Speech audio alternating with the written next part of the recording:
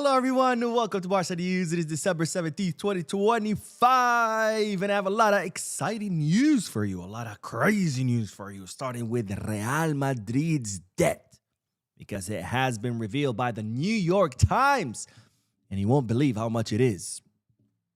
You're gonna want a pencil to write that down. Also, Barcelona are currently holding talks with a Bundesliga Defender. I'm going to tell you who it is. And also, Barcelona have added to the list a Premier League defender who I'm also going to tell you who it is. We have a lot to discuss, so let's begin.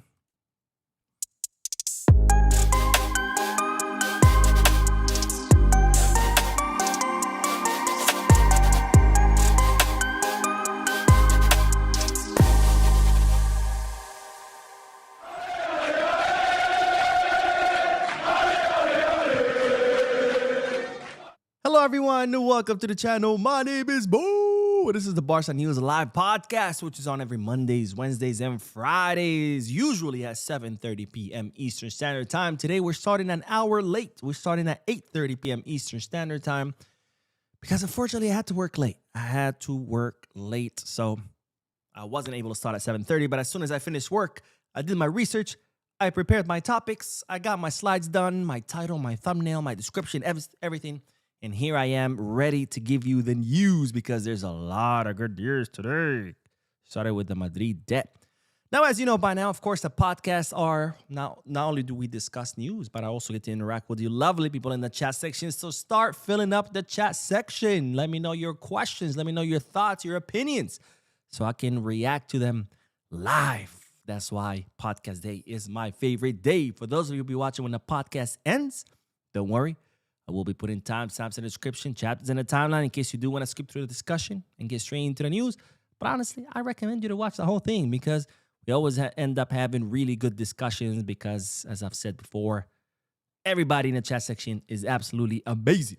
Now, if you want to buy any Barcelona jerseys, merchandise, not just Barca, but any football team, any sports team around the world, you can head to Goal Kids, Kickback, or Fanatics. If you want to place any sports bets, you can head to Bet Us, where you can not only bet on Barcelona matches, but where you can also bet on any sporting event from around the world, boxing, UFC, you name it.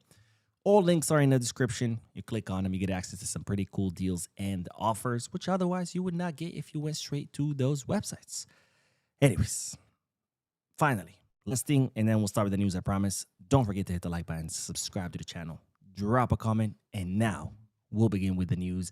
And as always, the first segment of news is comprised of multiple bits of news combined together for the sake of brevity.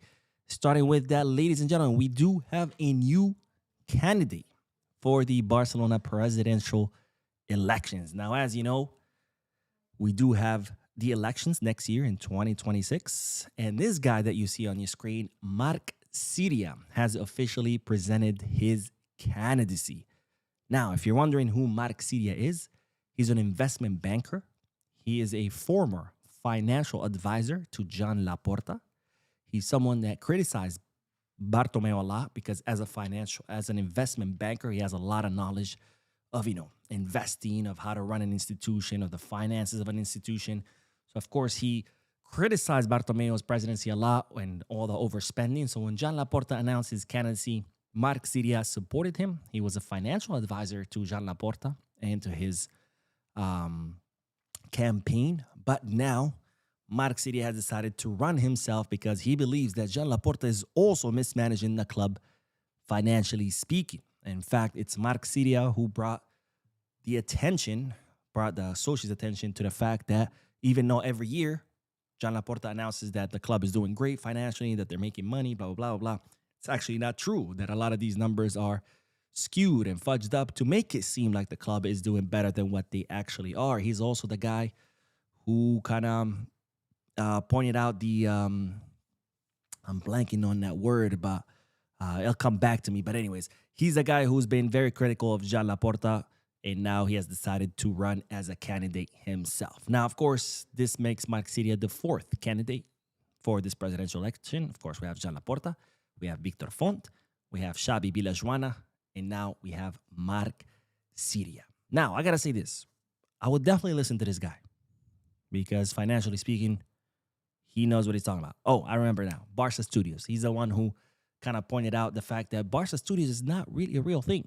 Like, right, we sold it, 49% of Barca Studios for $400 million, but it's not really doing anything. It's not generating anything. Plus, we partner up with some weird companies. You know, Barca Studios is supposed to be this audiovisual company, but we partner up with a catering company. How do you develop an audiovisual business with a catering company?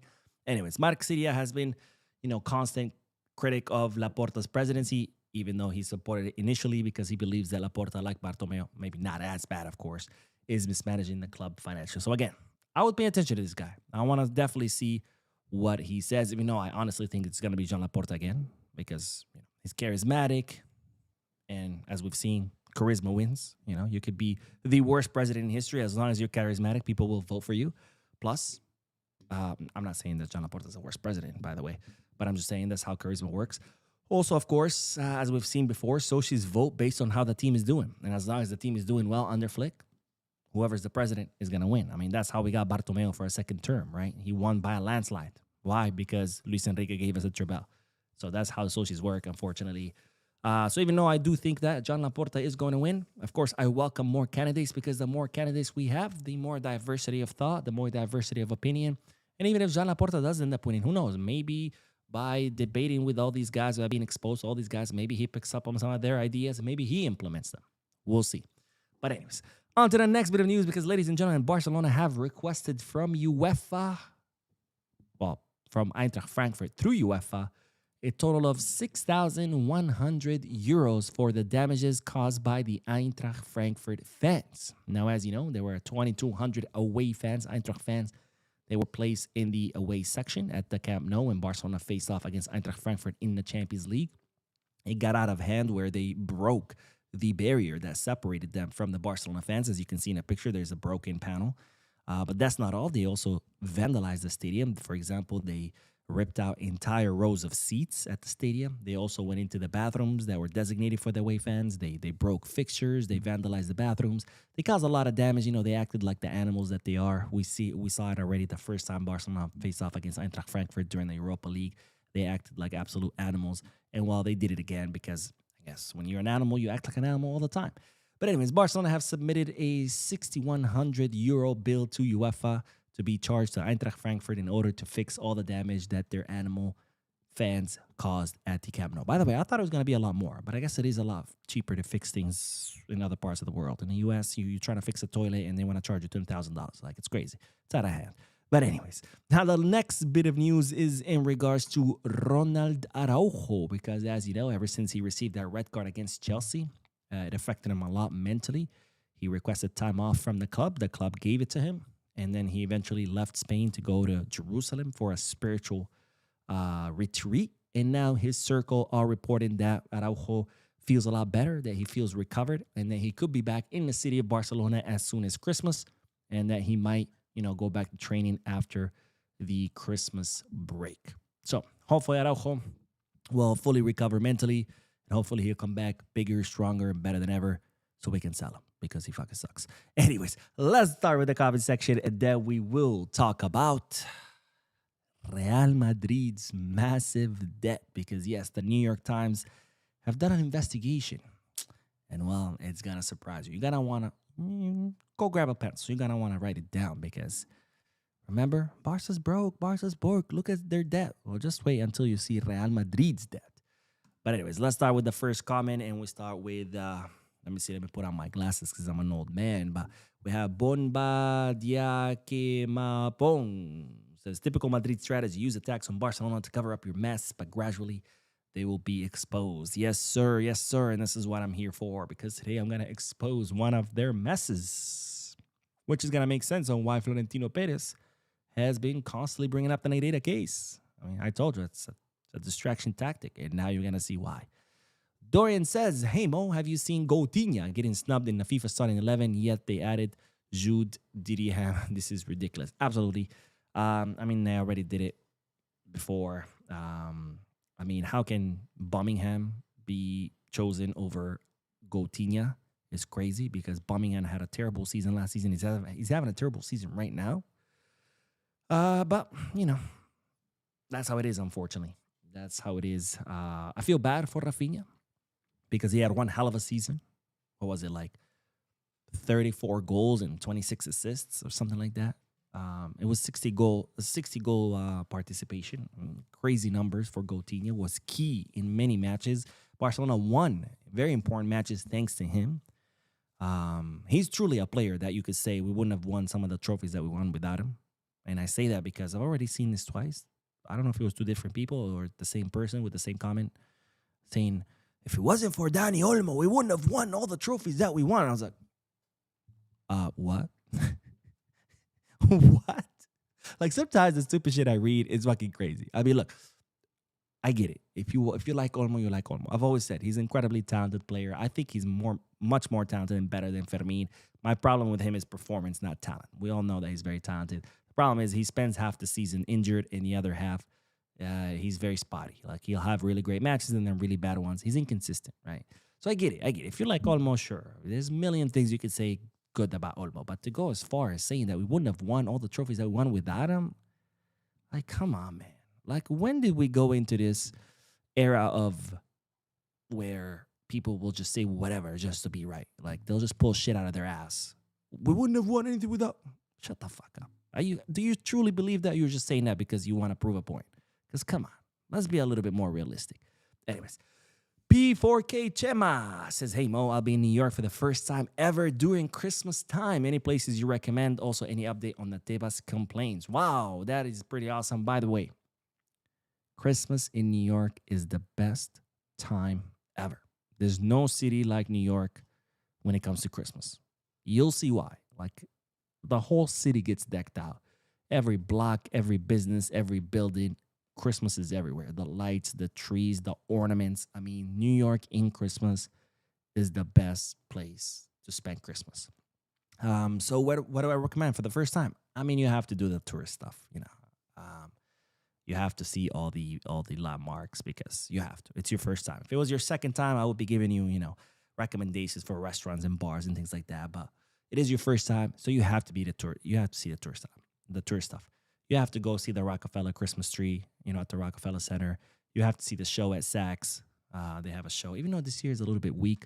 You have to see St. Patrick's Cathedral. You have to go and see, all the main attractions like Times Square and Brooklyn Bridge and Financial District. And if you can take a boat to the Statue of Liberty. You have to see the Brooklyn Bridge. Did I say Brooklyn Bridge? I think I already said the Brooklyn Bridge. But you have to do all the main touristy stuff. You have to, The easiest way, honestly, and I do this a lot when I travel, ask ChatGPT. Be like, hey, create an itinerary for New York for, 7 days or however long you're going to be here. And it actually does a good job. It even gives you recommendations of where to have breakfast, lunch, dinner. But you have to have New York pizza, of course. But you have to do all the main tourist stuff. You have to. But yes, Christmas in New York, best time ever.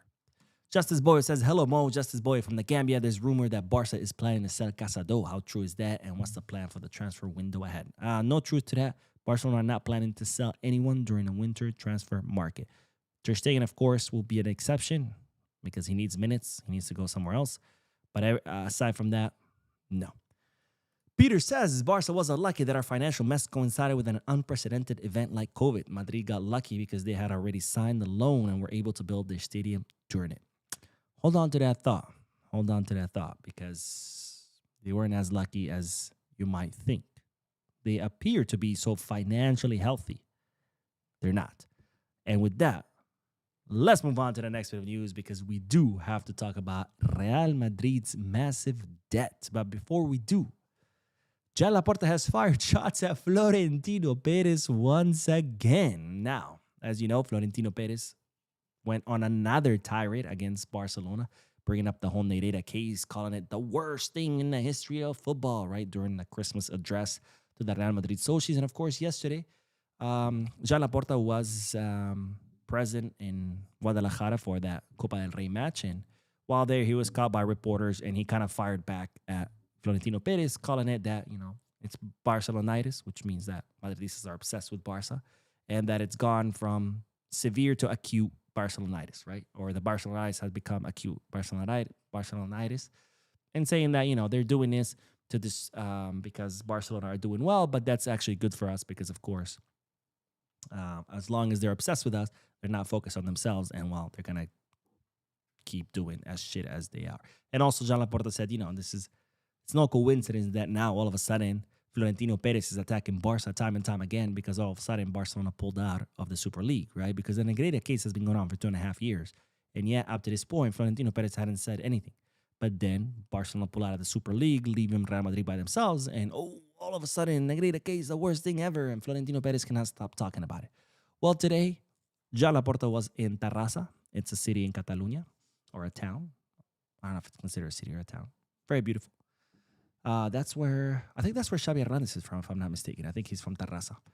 And Joan Laporta was present at one of the peñas there, and he fired more shots at Florentino Perez. And this is what the Barcelona president had to say. What I wanted to tell you is that we have managed to turn the situation around, that the institution is strong, and that the joy has returned to Barcelona.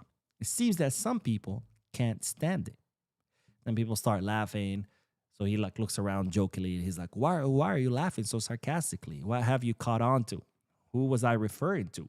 Here in Terrassa, you are very clever. It seems that can't stand it. So obviously, they're all laughing. He's like, why are you laughing? You know what I'm talking about, right? Florentino Perez, obviously. But Laporta continues, joy has returned to Barca fans and others to divert attention from their shortcomings. Florentino Perez. Pop, pop, pop. Shots fired. I have to talk only about Barca. I'll have time to talk about this later. Not here and now, but more calmly because I think it's getting out of hand. But here you have to be strong and you have to be alive to defend Barca above all else. Being aware that we do this to maintain this. A strong Barca, a living Barca. By the way, focus on that first paragraph. Joy has returned to Barca fans and others to divert attention from their shortcomings.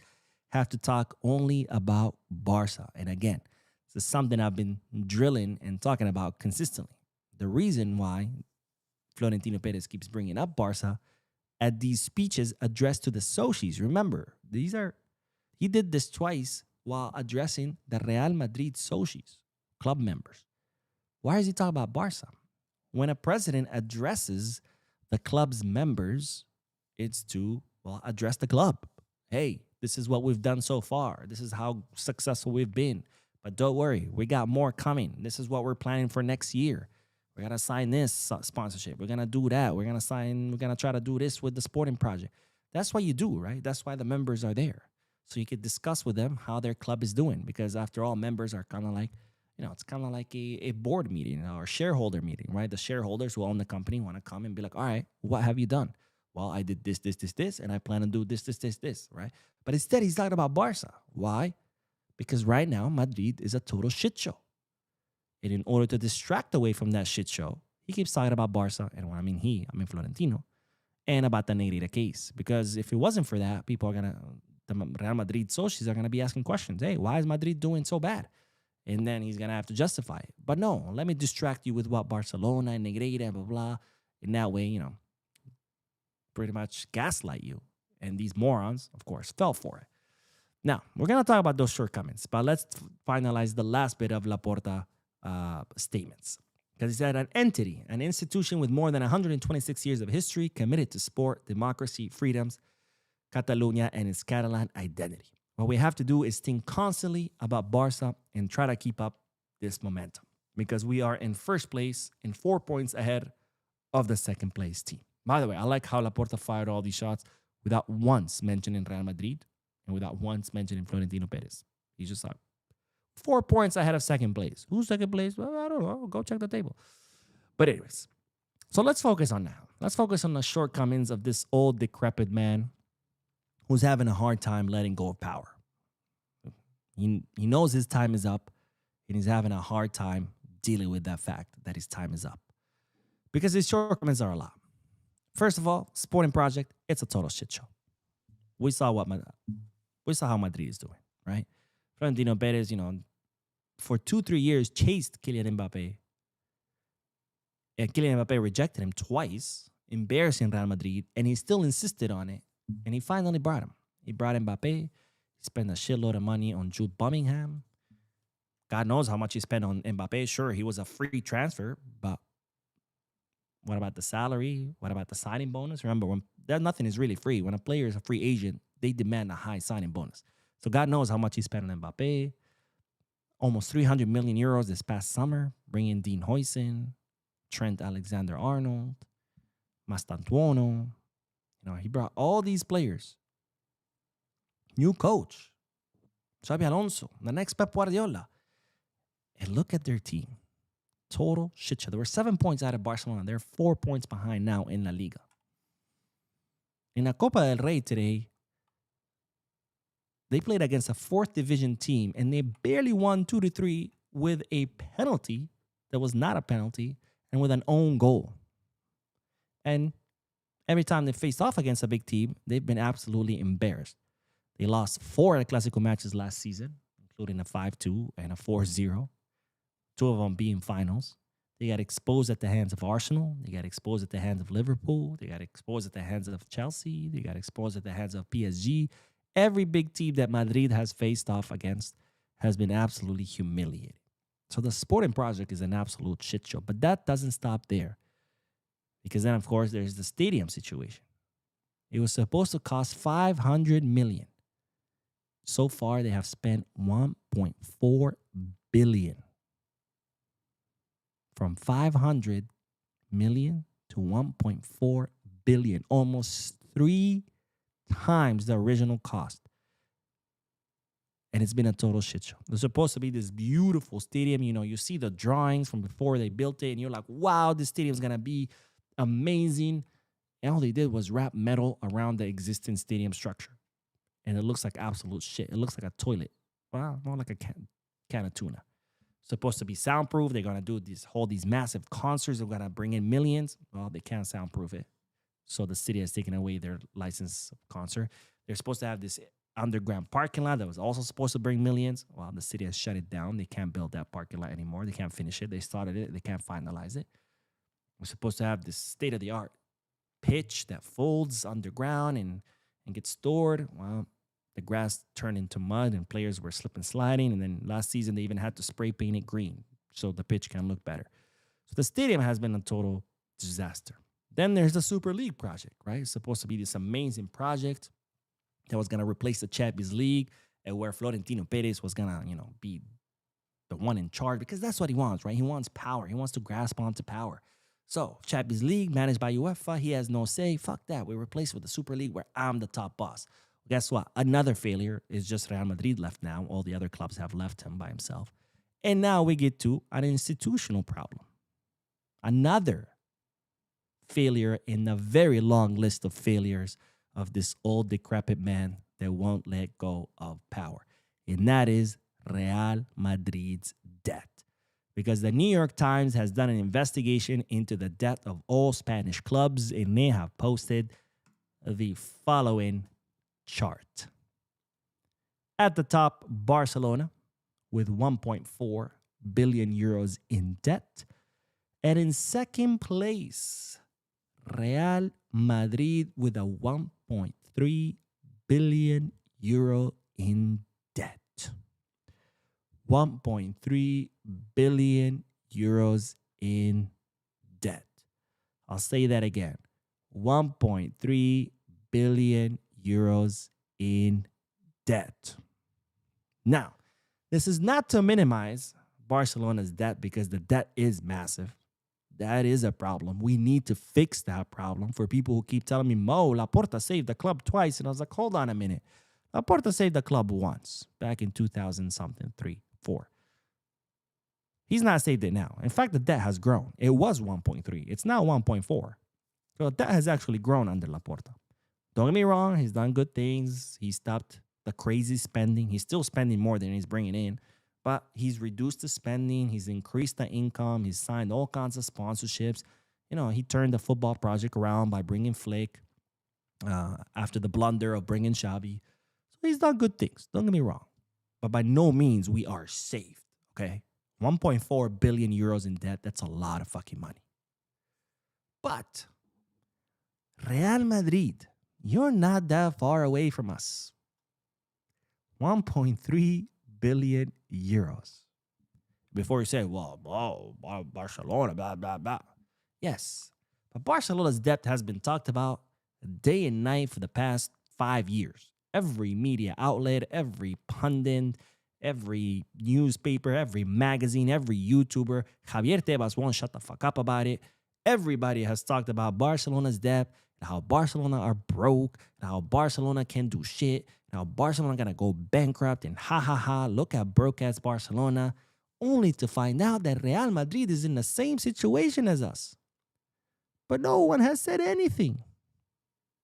What happened? I thought having this big of a debt, that's it. It means you're a failure, you're a broke club, you're bankrupt, you're a piece of shit club. Oh, barely you too, Real Madrid. And now it makes even more sense why Florentino Perez won't shut the fuck up about Barcelona. Because of course, what else are you going to talk about? If you get in front of thousands of Real Madrid socios, what else are you going to talk about? Hey, socios, sorry your stadium is a piece of shit, even though we spent 3 times what we were supposed to spend. Sorry your sporting project is a piece of shit, even though we spent hundreds of millions bringing top players.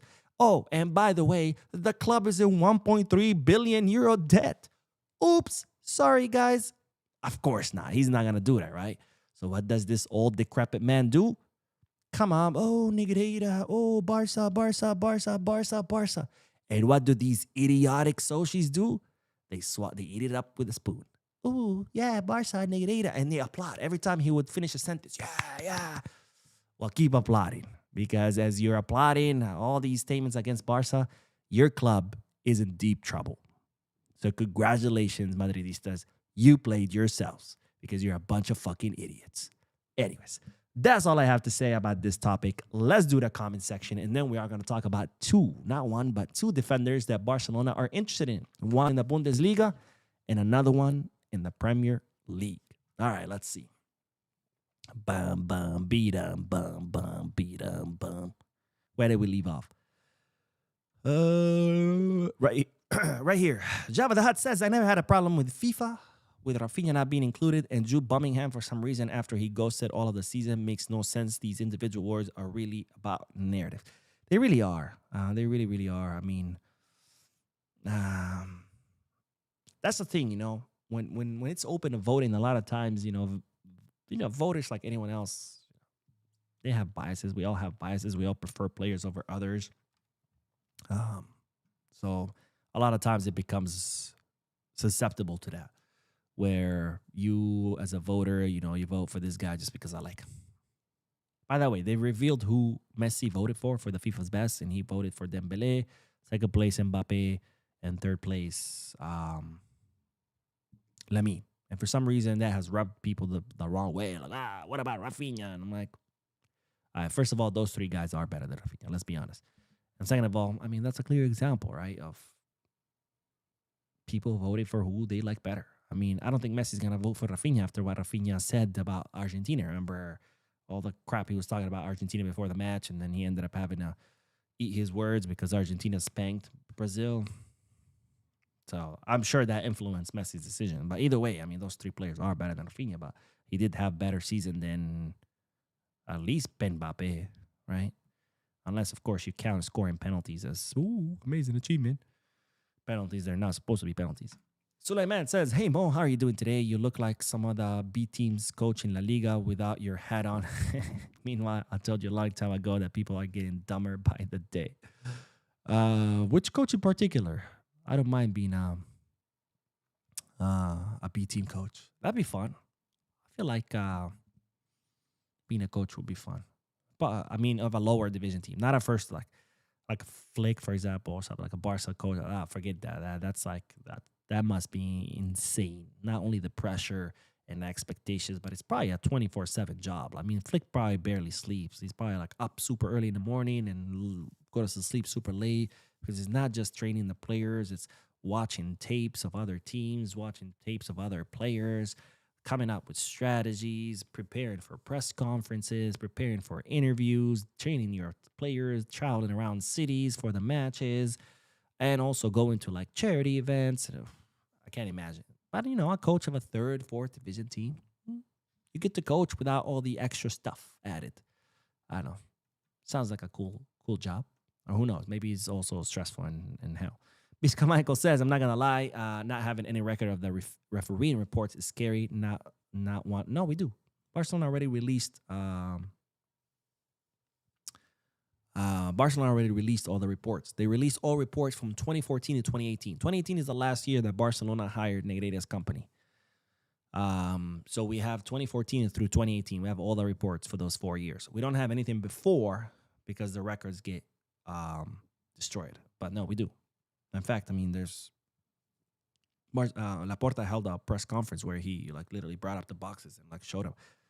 But yeah, no, those reports have been produced. You can find them online. You can even read them yourself. But they do exist. Biscamano says, part 2, they are accusing Barca of influencing not paying the refs, which means even if his position was honorary, he still had the connections to be important enough to No, he didn't. That was the other hypothesis, right? When the investigation was first launched, they were investigating whether Barcelona directly bribed refs through Negreira. In other words, hey, I pay you, Negreira, and you take the cash and you go to the refs and you're like, here, vote ref in favor of Barca, right? And to make it seem legit, you give us some reports as a cover-up. So it seems like we're paying you for these reports, but we're not really paying you for these reports. We're paying you so you can pass that money on for the refs, right? That was the original hypothesis when the investigation began. No evidence of any of that, right? Plus, you don't even need to investigate. I mean, just do the fucking math. Barcelona paid Negreira 7.2 million euros over 18 years. That's what people always forget to mention. They always just say 7.2 million. I'm like, yeah, over 18 years. This wasn't like every year. No, over 18 years, it was 7.2. If you divide it by year, it's like 300,000 euros per year. That's not a lot of money, especially not to buy a league, because there are 20 refs in first division. If you want to actually be able to win a La Liga title, you're going to need to buy at least half of those refs. You can't just bribe one guy because that guy might ref you one time and that's it. Maybe he refs you twice. Oh, great. You won 2 matches. Now what? You still have 36 more. So you're going to want to buy at least half of those refs. You think 300,000 euros will buy you 10 refs? These refs make 350,000 euros a year. 350,000. You think they're going to risk that salary for a chump change? Because, if you divide 300,000 a year that we pay Negreira over 10 refs, that's 30 grand per ref. You think a ref is gonna risk their $350,000 salary or euro, salary, and risk going to prison and risk never reffing again for 30,000? The math just doesn't math. But anyways, that was the original hypothesis, right? And Barcelona gave money to Negreira. Negreira then distributed that money to the refs. No evidence of that, so that was scratched. Then the judge, the judge in charge of the investigation, who's not supposed to be doing this, but he was like, oh, I got a different hypothesis. It wasn't direct money because there is no evidence of that. No. It was promoting and demoting refs, right? It's, hey, Negreira tells the ref, hey, if you agree to favor Barca, I'll promote you from second to first division. And that right there is kind of like you're paying them, because you make a lot more money as a first division ref versus second division, right? Well, that hypothesis, I think, lasted like half an hour because it turned out that Negreira had zero power over promoting or demoting anyone. It was completely an honorary role. So no, they've already explored this. Trust me. They have very competent prosecutors doing this and investigators. You don't think that you were the first one to think, wait a minute. They've all thought about this. They've already explored these avenues and nothing has come up. So now the investigation is actually more focused on whether there was what they call disloyal administration. In other words, there were presidents or board members that were stealing from the club through the Negreira company, like laundering money through it. Kind of like, all right, look, how much is a refereeing report? 10,000. Okay, I'm going to give you 100,000. Okay? I'm going to give you the report, and we're going to write it on paper on Barcelona's bills that, hey, I paid 100,000 for this report. But in reality, you're only keeping 10,000, and I'm taking the other 90. Or maybe because you're helping me, you get 20. I get 80. And that way you get twice as much for a referee report. I get to pocket 80,000. And on paper, it looks legit because, hey, you gave me the report. So that's what the investigation is now looking into. Okay. Let's see. Let's do one more comment and then we'll get back to the news because I know I'm like getting distracted. Dorian says Lamine Yamal's quote will probably remain one of the greatest quotes of all time. First they rob and then they complain. Yeah, big time. I mean, here's the thing. When you hear like Florentino Perez talk about Negreira this and Negreira that, obviously we know that he's doing this as a distraction. But you're like, seriously? Out of all the clubs to complain about refs, Madrid, that historically speaking have been the most favored club in the history of football, not in Spain. In the history of football, they have been the most favored club when it comes to referee mistakes. Like referee mistakes are always falling on their side. And really, you're the one to complain? Salah, the president of the CTA, up to, 2000, 2002, he used to walk around, he was a Real Madrid member, club member. He used to walk around the hallways of the CTA saying out loud, as long as I'm president, Barcelona's never going to win anything. He literally used to say that out loud. Didn't ever hide it. Throughout the entire history of La Liga, the Royal Spanish Football Federation in the CTA, it's always been ran and staffed by former Real Madrid players, former Real Madrid board members, and Real Madrid socios. All throughout the history. Even now, remember Yolanda Parga? She's on the board of the Royal Spanish Football Federation. She works for the CTA. She's in charge of promoting and demoting refs. And she's married to Mejia Davila, the former ref who works for Real Madrid as their liaison. Even till this day, Javier Tebas, he's a Madridista. Rafael Luzan, the president of the Royal Spanish Football Federation, he's a Madridista. Till this fucking day. And they're the ones to complain? You've been in charge of all the powers of football for the entire history of football in Spain. And you want to complain about refs? I mean, it's fucking nuts. It's fucking nuts. Anyways, let's move on to the next bit of news. My nose is really itchy. It's allergy. I promise I didn't do coke before this. But let's move on to the next bit of news because we do have to talk about a Bundesliga defender that Barcelona have already reached out to and held some talks with his agent. It is no other than Julian Ryerson. I can never say his name. Anyways, he's from Norway. So Julian, if you don't know who he is, 28 years old, right back, currently plowing his trade at Dortmund. He has a contract with Dortmund until 2028. He's been there since 2023. So, yeah, right, 2023? Yeah, I think so. That's when he joined Dortmund. But Barcelona have approached him to see what his plans are for the summer transfer market and whether he plans on leaving the Bundesliga club. Now, if you might be wondering, Mo, what the hell are you talking about? I thought we're looking for a center back. Yes, we are. However, Barcelona are now considering signing someone that can alternate with Jules Koundé on the right back position because right now, that's the only guy we have, right? We had Hector Fort, but he's currently on loan. We have Xavi Spark coming through the academy, but he's nowhere ready to be started for the first team. So right now, we only have Jules Koundé. Now, Flick did use Eric Garcia as a right back, and he did put up good performances. But as we've seen now, Eric Garcia has kind of moved to the midfield, to that defensive midfield position right next to Pedri. So that pretty much leaves us with Jules Koundé, with nobody to replace him if he gets injured, suspended, is tired, is sick, whatever, and no one to compete with him and keep him on his toe. I mean, that maybe could be the reason why his form has declined. After all, if there's no competition, there's nobody that can take your spot or nobody even compete with you or not even alternate with you, then hey, why bother, right? It doesn't matter how hard I train or what do I do or what I don't. I'm still going to start because there's nobody else to take my spot, right? So that could be the explanation why his form gone down. I don't know. But since there is nobody to alternate with Jules Koundé, Barcelona are now considering bringing someone that could. Now, of course, the priorities remain the same: left wing, center back, and center forward. Once those priorities are fulfilled or reinforced during the summer transfer market, then Barcelona could look at other options.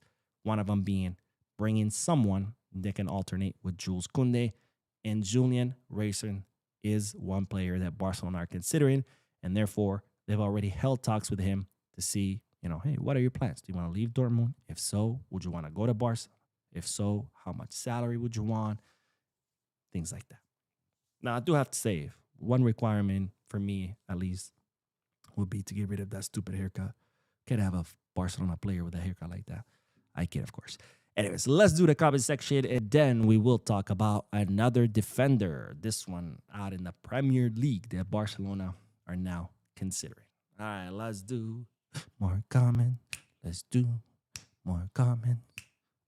Let's see. Where do we leave off? Mahmoud says, hey, Mo, so hence Madrid's debt. How are they in the 1-1 rule financial fair play? My guess would be they're probably bringing in more than they're spending, unlike us, where we're spending more than we're bringing in. That's probably how they're under the 1-1 rule. Now, as far as their debt, that's probably how they're able to bring in more than what they're spending. Also, their stadium, remember, they had allocated 500 million to build it, and now they've spent 1.4. So that could be part of the debt as well if they were taking out loans by not mortgaging the stadium, but instead just cash loans. Because if it was loans by using the stadium as collateral, that debt wouldn't count as part of their transactional debt. Like Barca, for example. They're going to own 1.2, 1.3 on the Camp, not just the Camp Nou, it's the whole Espai Barca project, but that doesn't count as part of the 1.4 billion debt that Barcelona have. Why? Because that is not a transactional debt. That is debt on an asset that's going to generate money for you, right? That's kind of like if you buy a house and rent it out, the mortgage of that house doesn't count the same as your credit card debt because that house is generating money and that debt is being paid by the money that the house is generating. Same thing with the stadium, right? With the Camp Nou. The debt is going to be paid with the money that the Camp Nou is going to generate. So it's a different kind of debt. So if Real Madrid were taking out just straight up cash loans, that debt would factor into that 1.3 billion debt that they have. If it's debt using the Bernabeu as a security, then no. I hope that helps. Let's see. Lou Rod says, Madrid say this is controlled debt and not as bad as Barca. Yeah, I'm sure they'll say that. But whether it is, that's a different case. By the way, 1.3 still it's a lot of debt. Same with Barca, obviously 1.4. Now, don't get me wrong. Companies carry debt. It's part of business. In fact, you want debt. It gives you credit, which is, I know, stupid, but that's our system. So all companies carry debt. No company just goes out and spends cash on things. A lot of the players that are signed, like the big players, they're usually signed with debt. No club just reaches out to their bank account and says, here you go, 150 million for this guy. They usually take out a loan and pay it. Because that loan, you can pay it in parts. And it's a much softer blow to your account to do parts, pay parts, versus pay the whole thing, right? For example, when I make a big purchase, like let's say I buy a TV, or I don't know, I need a new computer. I never buy it cash. What I do, I always buy it in plans. But what I do though, because I don't like to pay interest, I usually do, it's a lot of, for example, in Amazon, they have the Amazon credit card where if you buy something and you pay it off in 6 months, it's 0 interest. That's what I do. Can I buy that TV cash? Yes, I can. But do I do it? No, because it's better to do it in payment plans because then my account doesn't take a big of a hit by paying it all at once versus paying it monthly. And since there's 0 interest, it's a win-win for me. So a lot of these clubs carry debt. It's normal. But 1.3 is a lot. It's a lot, a lot, a lot. Same with Barca, 1.4. Again, this is not to diminish the seriousness of Barca's debt. This is to highlight that Real Madrid are in a shithole just like us. But yet, they want to pretend like, oh, Barca's broke. Oh, we're the best. Oh, we're God's chosen club. Here you go. Anyways. Danny says, when this whole Negreira case is over, Barcelona needs to sue Madrid a fortune for all the defamation without any evidence. We're about to be rich. Yes and no. So far, Florentino hasn't really said anything that could constitute as defamation. He knows how to choose his words carefully. If you read what he says, he's like, this is a more serious case and blah, blah, blah. He always like hints at stuff. He never says it directly. He never says Barcelona bribed referees. He hints at it, but he doesn't say it directly. So no, I don't think we would have a case there. But if he slips and he outright says that, then yeah, absolutely. Java the Hut says, is there a point where cases must be closed because of insufficient evidence, or can people like these idiotic prosecutors continue to create false charges and make themselves look like fools? A fucked up thing is not even the prosecutors. It's actually the judge, which has been replaced, thank God. What was his name? Javier Aguirre, not the coach and the judge. He was the one in charge. He was the one who kept changing the charges and changing the hypotheses to keep the case open, which is that's not what you do as a judge in charge of an investigation. As a judge in charge of an investigation, you just make sure that the prosecutors and the investigators are investigating what it's being alleged. That's it. And that they're not breaking the law doing so. You don't get to suggest your own charges or suggest your own, like when they couldn't find any evidence of any bribery, of any cash payments. He was like, oh, well, maybe it was through promotion. No, you don't get to do that. What they're investigating here, were there bribes? Were they cash payments? No? Okay, done. Bye. He's like, oh, wait, there isn't? Oh, shit, hold on. Let me think of something. Oh, yeah, okay, I got it.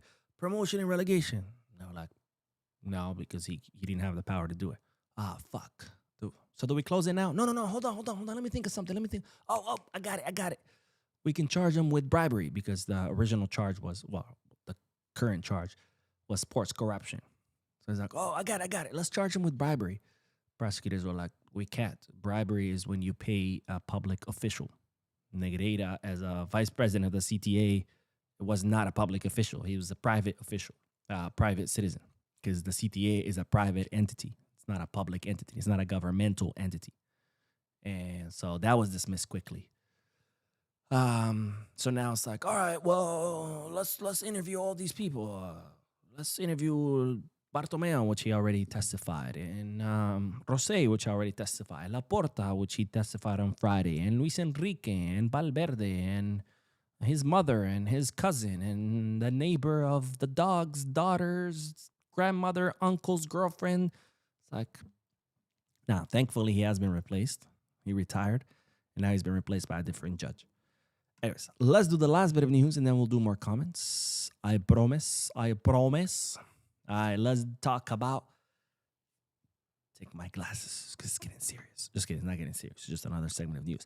But anyways, let's move on to the next bit of news, because we do have to talk about another defender that now Barcelona have added to their list, and this one is out in the Premier League. Now, as you know by now, Barcelona, or I should say Flick, informed Deco that he has 3 priorities to reinforce the center forward, someone to replace Lewy, a left wing, since Barcelona are not convinced with Rashford, and finally, a center back to replace Iñigo Martinez and possibly Christensen, who most likely will leave this summer unless something changes. Now, Barcelona have been scanning the market for possible options for the center back. Of course, we talked about Marguerite, who will become a free agent this summer, unless they're saying Liverpool might make a move for him this winter, so he might not even be available this summer. We have Nico Schlotterbeck out in Dortmund. We were considering Ignacio Gonzalo, who was Deco's favorite option, but he just renewed or has agreed to renew with Sporting. So that's not going to happen. But now we have a new name that's been added to the list, and well, it's no other than wrong slide. It's no other than Pau Torres, who you might be familiar with by now, but if you don't know who Pau Torres is, 28 years old, center back, currently playing for Aston Villa and whose contract expires in 2028. And Barcelona are reportedly have been tracking him for quite some time.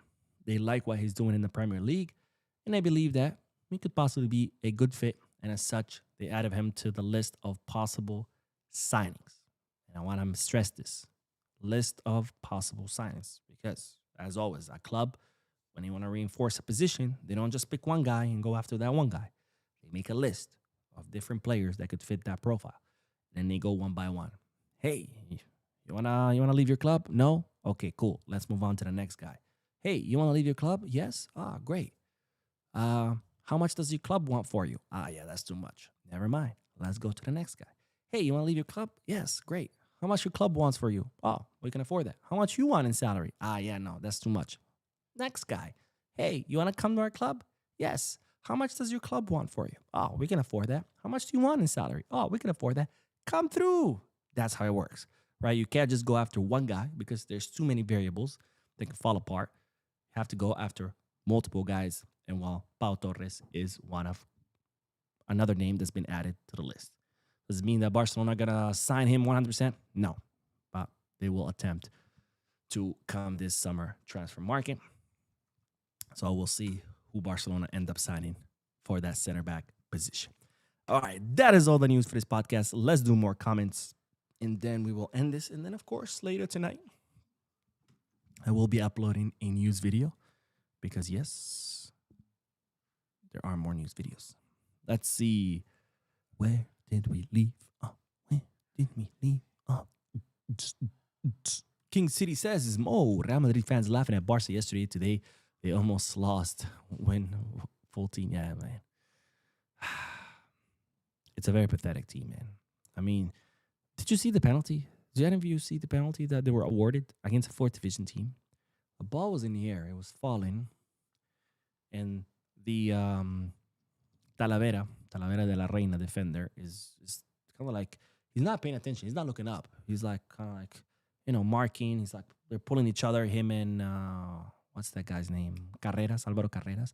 And because he's not looking up, he's looking straight, the ball goes, boop, falls on his head, and boop, hits his arm, and boop, falls on the ground. And that was considered a penalty.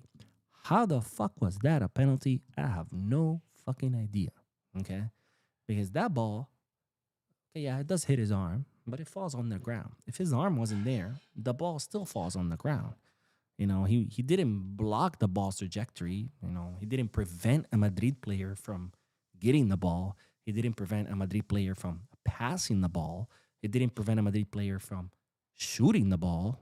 He was looking forward. The ball falls on his head, falls on his arm, and falls into the ground. And that somehow is a penalty kick. How the fuck is that a penalty kick? I have no fucking idea. Anyways, let's see. Sean Babulal says, good night, everyone. I watched a few games of Hector Fort for Elche, and he's doing very well. I see he is the future for that position. To be honest, I haven't been tracking what Hector Fort is doing. I've always liked him offensively, but I've always thought that he lacked defensively. Defensive-wise, he has a lot of ground to make up for.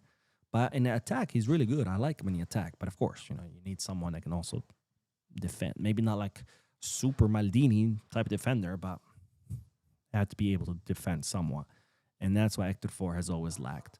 But he's still young, plenty of room to grow. So who knows?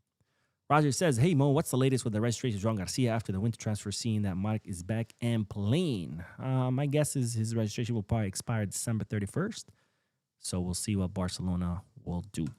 And Lou Rod says, Mo, lawyer, podcaster, YouTuber, and financial advisor. What can this man do? Well, thank you, my friend. So actually, my first 5 years as an attorney, I did securities law litigation. In other words, I represented investors who had lost money because they were either outright defrauded or they were given bad advice or their financial advisors didn't really warn them over the risks, properly warn them. Different reasons. So I would represent the investor and I would sue the bank or the securities firm. I sued UBS, Merrill Lynch, Wells Fargo, Morgan Stanley, Goldman Sachs. I've sued all those places. So representing, getting tossed into that because my background before I went to law school wasn't really anything in finance. I studied political science for my bachelor degree. For those of you who live outside the U.S., in the U.S., you can't just go straight into law school. You first have to study a bachelor degree, and then you go into law school. So my bachelor degree in college, it was political science, and then I went to law school. So I had no background in finance, and I got tossed into this role of securities litigation, and I knew nothing about the market. I didn't even know what the stock market was. I didn't know what a stock was. I mean, I was lost. So by being in that position, as a lawyer, not only do you need to understand the law, but you also need to understand the field that you're in. For example, let's say you are a patent lawyer for computer software. You can't just know the law around it. You have to understand how software works and how coding works and how to read code and the different types of codes. Because how else are you going to patent a code if you don't know what it is, right? And it changes like that based on field. Whatever field you're in, not only do you have to be an expert on the laws governing that field, but you have to be an expert on that field as well. If you're a medical malpractice lawyer, you have to understand medicine. You might not be able to practice it, but you have to understand it, right? So I get tossed into this role of securities litigation, and I know nothing about finances. So I was forced to, study and learn. And, I would get off work and go home and just read for hours and understand all these different financial products and how they work and how the market works and how securities firm work. And that kind of gave me some exposure, which, by the way, I'm very thankful for because it has helped me in my personal life. I believe that everybody, and it's a shame that they don't teach this in high school, but everybody should know a level of finance.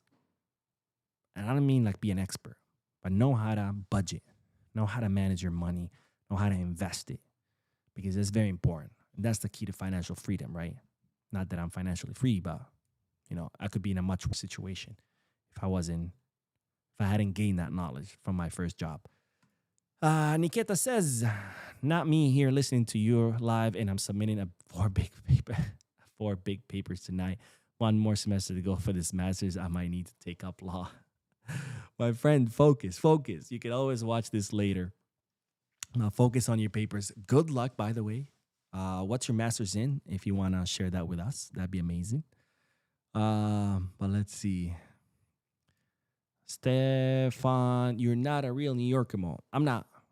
I grew up in Vegas. I'm a Vegas kid.